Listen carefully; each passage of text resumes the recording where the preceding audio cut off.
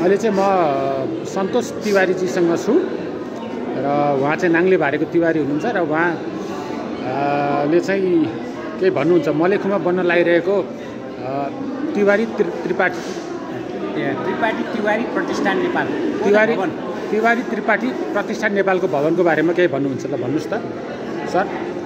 Sir पनि नमस्कार। हजुर, हाम्रो मित्रले मलाई चाहिँ अब एकदम जिज्ञासा भएर हाम्रो प्रतिष्ठानको बारेमा केही सोध्न चाहनुभयो।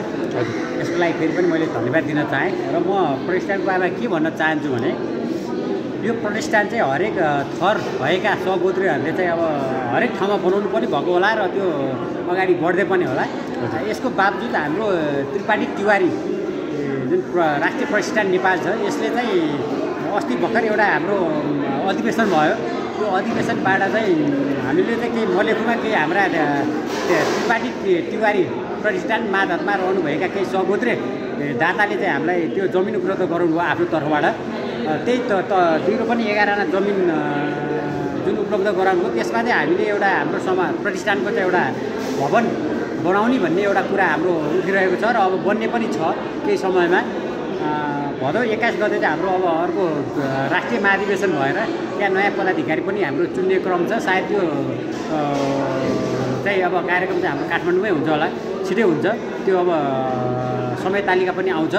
उहाँ अब जस्तै यो जिज्ञासा उहाँले राख्नु भएअनुसार चाहिँ यो प्रतिष्ठानको चाहिँ हाम्रो अब पीडित मान्छे जुन हाम्रा दाजुभाइ सगोत्रीहरू हुन्छ उहाँ उपचार खर्चदेखि लिएर अब कोही अब अशक्त अब जुन असहाय अब अलिकति आर्थिक रूपमा असक्षम कमजोर हुनुहुन्छ भने यो प्रतिष्ठानले उहाँहरूलाई उद्धार पनि गर्छ। र अस्ति भर्खर केही एकजना हाम्रो साथी हाम्रो जुन सगोत्री हाम्रा दाजुभाइलाई चाहिँ अब बन्धुहरूलाई चाहिँ हामीले केही सहयोग पनि गऱ्यौँ।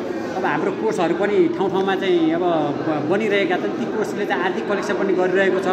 अब झन्डै झन्डै अब हाम्रो चाहिँ केही कोर्सहरूमा अब कल्याण के अरे सामाजिक कल्याण कोष भनेर 6-7 लाखको चाहिँ हाम्रो फन्ड तयार छ भने हाम्रो सिङ्गो प्रतिष्ठानको छुट्टै 17-18 लाख रुपियाँ चाहिँ जम्मा भइसकेको छ। यावत कुराहरू छन्। अब यसले अझ विकास लिँदैछ।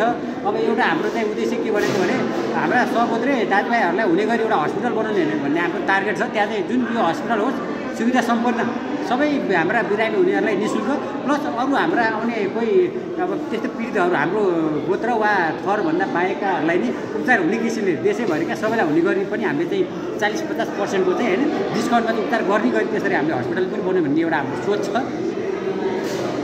हस्, धन्यवाद। धन्यवाद।